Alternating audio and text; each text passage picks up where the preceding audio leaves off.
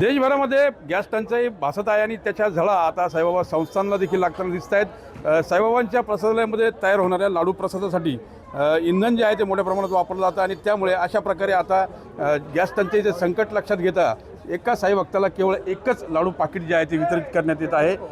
खरं बघितलं तर लाडू पाकिटावर भाविकांची अफाट अशी श्रद्धा आहे आणि प्रत्येक भाविक आपल्या घरी किंवा आपल्या नातेवाईकांसाठी लाडू प्रसाद नेत असतो।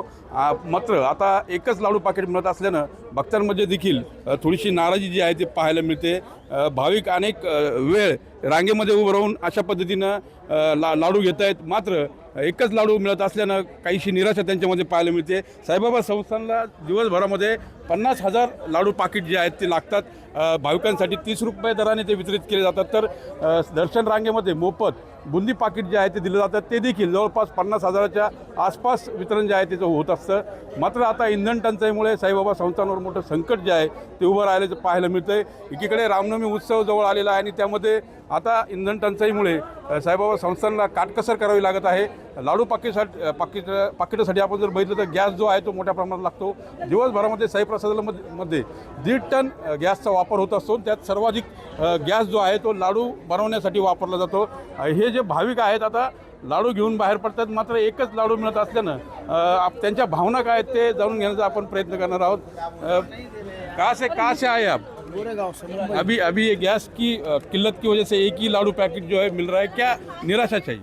अब निराशा यही है कि अब जो सब सोचेंगे वही अच्छा होएगा। अभी एक मिला बाबा का, वही अच्छा बहुत अपने लिए बढ़िया है। बाबा का प्रसाद उतना ही बहुत है। चाहा तो 10 पैकेट लेने का था, लेकिन गैस की किल्लत से एक ही मिल गया तो बहुत है। आस्था होती है साई के प्रसाद की लाडू के बारे में, तो आप जो आसपास के लोग हैं या अपने रिश्तेदारों को भी देते हैं? वही आसपास के लोग भी बोले भाई हमारे लिए लेके आना, हमारे लिए लेके आना, जा रहे हो वहाँ से प्रसाद जरूर लेके आना। अभी लेकिन जब गैस की वजह से किल्लत है तो सब मिल बांट के जो होएगा लेंगे, और क्या करेंगे। अशा प्रकारे थोडीशी नाराजी जी आहे ती भाविकांमध्ये पाहायला मिळत आहे। साईबाबा संस्थांकडे सध्या 15 दिवसाचा इंधन जे आहे ते शिल्लक आहे आणि इंधनाचा पुरवठा होईल अशी एकंदरीत अपेक्षा जी आहे ते साईबाबा संस्थानला आहे। मात्र आता संस्थांच्या अन्नछत्रामध्ये देखील काटकसर करावी लागते हे मात्र नक्की। मनोज गाडेकर, TV9 मराठी, शिर्डी, अहिल्यानगर।